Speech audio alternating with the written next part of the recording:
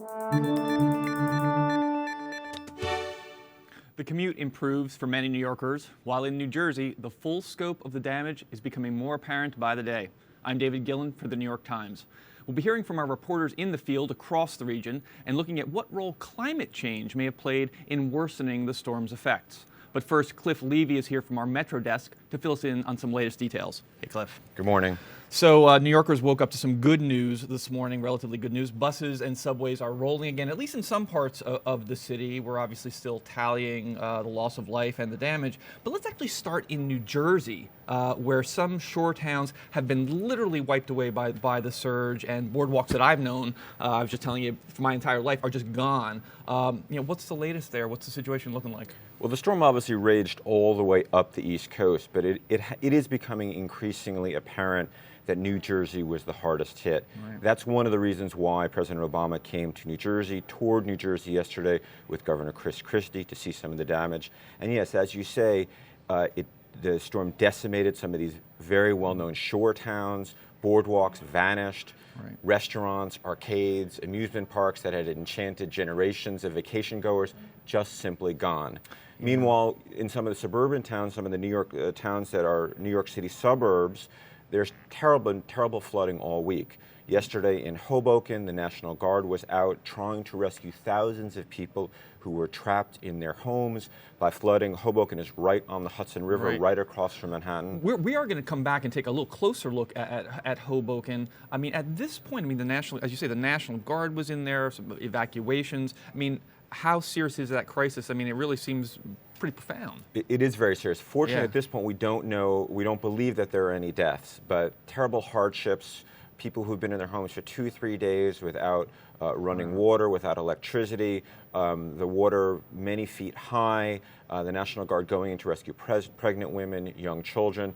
There are a lot of scenes of desperation there. And again, not just in Hoboken, but in a bunch of towns on the Hudson River, there's been a lot of flooding. Wow. And as you move further inland, there's different kinds of hardship. Talk to me about it. Well, there's, one of the issues that we're encountering now is gas. Yeah, we were talking about this just before, because I got a call from my wife this morning. I'm staying in the city. She's out in New Jersey, and she said, "Oh my God, it's like the 1970s. The line stretching a half a mile to get gasoline." That's so right. What's going on? Well, there with are this? two issues, David. The first issue is that some of the stations have gas but no electricity. Can't pump it. So they can't pump it. All right. Other stations are just completely out of gas. Just as the subways are the lifeblood, the arteries that keep New York City going, of course, gasoline for the suburbs, that's what keeps the suburbs going. Yeah, is there talk about rationing at this point? There is not at this point. Okay. And I think people are hopeful that as the power starts coming on, as more deliveries of gas come in, that things will ease a little bit. We have not seen that yet. Hopefully people are going to start carpooling, doing things to lessen their use of gas. And remember, it's not just cars, it's also generators.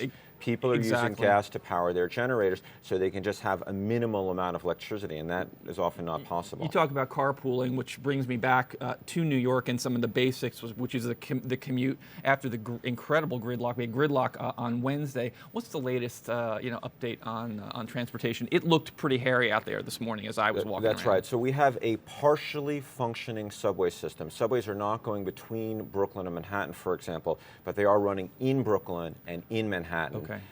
As a result, you have people, there are many thousands of people who live in Brooklyn and commute to jobs in Manhattan. What a lot of them are doing are trying to take buses from Brooklyn to Manhattan. Unfortunately, the buses are way overloaded. We saw scenes all morning where lines were stretching for many, many blocks to get on these buses to get from Brooklyn to Manhattan. Right, I myself decided to just not even try that and to just walk it in. So I walked across the Manhattan Bridge this morning at about 7:30. It was very pleasant, very easy, and it takes you on a little tour of the devastation because you get across the Manhattan Bridge. There's power in Brooklyn. You get across the Manhattan Bridge into Lower Manhattan. No power, no cell service. It's a dead zone. Yeah, exactly. So Lower Manhattan is still in the dark. When's power coming back? What's Con Ed saying? So Con Ed, that's the power company in New York City, announced this morning that they are hopeful that tomorrow and Saturday and Sunday the power will start coming back to the rest of Manhattan. And of course, that will be an enormous change here. Sure. Manhattan is the financial district. There are a lot of businesses, law firms, that's where they're based, and they've just not been able to function since the hurricane hit. Right, and on say your walk this morning and all of your reporting that you and your colleagues in Metro have been doing. I mean, what's the overall sense of how New Yorkers are coping at this point? I think the first couple of days there's a rush of adrenaline. Everyone copes. They try to deal with it. I think it's starting to wear thin at this point. Now, obviously, a lot of people keep saying to themselves, I didn't have relatives die, I didn't have relatives injured, I should be thankful. And of course they are thankful. At the same time, their kids are out of school, schools have been closed in New York City all week. People are getting a bit cranky. They're dealing with their kids, they're dealing with getting to work, they're dealing often with not having any power, especially in Manhattan. So I think patience is wearing thin. Got it. Cliff, thanks so much. Thanks for having me. So as we were saying, New Jersey has taken the brunt of the storm's force. Dave Frank from our video unit toured Hoboken yesterday and spoke to some residents there. The night of the hurricane, everything was fine until we saw this just river of water come in, I guess, from the river, and just come in and just take cars, like covered moving cars and floating down. I've never seen it this bad. It's been a river idea the last couple of days. This is the first we actually seen any help in the last, 3-4 days today. Running out of food, running out of everything. No electricity. My car parked down the block. Bad shape. It's horrendous. There's oil. It smells awful. The street is actually slippery. When you step on the street, you actually slide on whatever is in the water, like the oil or gas. I don't know what that is. Everyone's trying to help out, but it's very overwhelming right now. It's really scary. We live down at 3rd and Adams. We have a duplex, so luckily we didn't get water inside, but our street is completely underwater still, and we were told that if we have small children and pregnant, which we are both, that we should leave. So we hopped on the truck and got out. Can you just tell me what it's like having to walk through all this? Doesn't feel too good, and it's cold, and the water actually all smells like gasoline. You kind of smell the fumes, and it actually burns your eyes a little bit. The biggest thing is trying to find phone chargers. I think that's what everybody's struggling with, is charging their cell phone so you can keep in touch with people and make sure everybody's okay. It looks like some people are kind enough to lend us some juice and let people charge their phones and stuff like that. Hudson Street's the only street that has power, so that's why everybody's come over here, and the rest of the town is without. I mean, it's nice when you see the community come together and do things like this, but this is something that didn't even cross my mind until I came up and saw it for myself. I mean, really, there's only one section of the city has power. The rest of it's completely dark. It's like an eerie feeling around the city. Yeah. We're actually going back to Manhattan to her apartment because mine is a little bit underwater.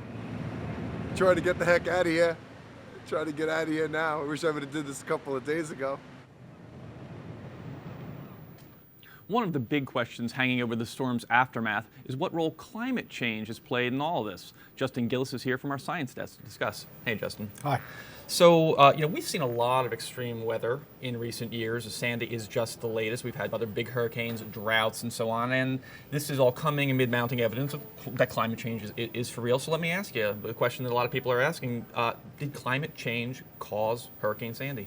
Well, David, the somewhat unsatisfying answer, and I've been talking to climate scientists all week about this, the somewhat unsatisfying answer is they don't really know. This storm, by the time it hit, was a very unusual hybrid between a hurricane and a winter storm, and that's happened before, but it's a rare kind of event, and it just has not been studied very much in the context of climate change. But let's get a little meteorological here for a second. I'm not a meteorologist, but hurricanes do draw their energy from the warm waters in the Atlantic. And isn't it true that parts of the Atlantic were warmer than normal? They were remarkably warm. The Western Atlantic Ocean, big parts of it were about 5 degrees Fahrenheit warmer than normal for this time of year as the storm passed over. So that was the source of a lot of the energy from the storm. And scientists tell me it's certainly possible that climate change has played a role. We know that the world ocean is warming as a direct consequence of human emissions of greenhouse gases. Right. It's about 1 degree Fahrenheit warmer than it was just a generation ago. Right. And so that could very well have been some of the energy within this storm. They're just not absolutely certain. Yeah, you've been writing extensively about not just the science of hurricanes lately, but the rising sea level, which is caused, we believe, by climate change, and this was a huge issue. That's correct. And in the case of New York, for example, sea level is up by about a foot over the past century. Some places in the mid-Atlantic, the land is sinking, and so sea level's actually even risen more. And we do think that's a direct consequence of human emissions. The ocean is rising relentlessly. So with these storms, you know, there's a sort of threshold effect, and an extra foot makes a difference. That's exactly it. I mean, you were telling me, you know, before we sat down here that, you know, a foot, people are like, oh, it's a foot. Doesn't sound like a lot, but wait a minute, that's the foot that counts. It's the difference between, you know, your subway flooding or not. Certainly. I mean, and as time goes on and the ocean rises further, we're going to see this kind of storm surge event happen more and more because the ocean is rising. Now, what else can you tell me about what happened down in Battery Park in terms of the extent of the damage there and how the sea level affected that? Well, we have a record going back to the 1850s at the Battery of exactly what's happened to the tides, and this was a record. It was nearly a 14-foot storm surge. Wow. If you just do the simple math and say, what if it had been a foot less? You know, how much less would the damage have been? Well, I guess we don't really know, but you've got to imagine that there's a sort of threshold with subway flooding and tunnel flooding. You know, below a certain level, you don't flood, and then you get above it and you do flood. So. Right. You know, as I said, you've been writing a lot about this rising sea levels. I am getting the sense you're going to be writing more about it.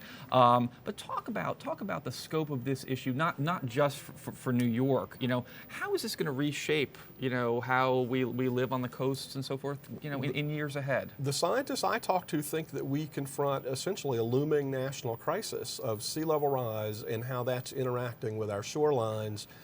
It's a politically difficult issue. Nobody wants to be told that you've got to, you know, abandon shore towns that have been there for generations. But there's already debate beginning right now in New Jersey about, do we actually rebuild, and do we rebuild where the towns were, or do we move them back further? There's just no escaping this debate as time goes on. Justin, thanks a lot. Sure.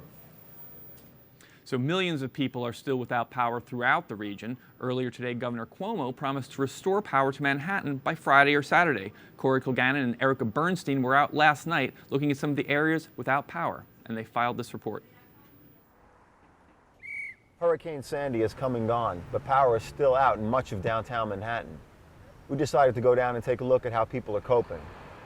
Like, we're totally in the dark. We have to go like over like 50 blocks to the north to even have access to anything, or to a bank. Like right now I have no service, I have no way to get a hold of people, so I don't even know what's going on. Flashlight battery, flashlight. How much are they? $10. $10 for this little thing? They sell like 100 today. And the people buy because no light in New York. You don't notice it, or you take it for granted in Manhattan. There's always light. And of course, you know, the fact that there's no traffic lights makes driving a little more complicated than usual. But the pedestrians with confidence just walk right out there. Now, some of the intersections, especially the bigger ones, have traffic cops, even 2 or 3 of them, but a lot of them don't. The ones that don't, drivers seem to play off each other and to really kind of decide who's going to go and who's going to wait.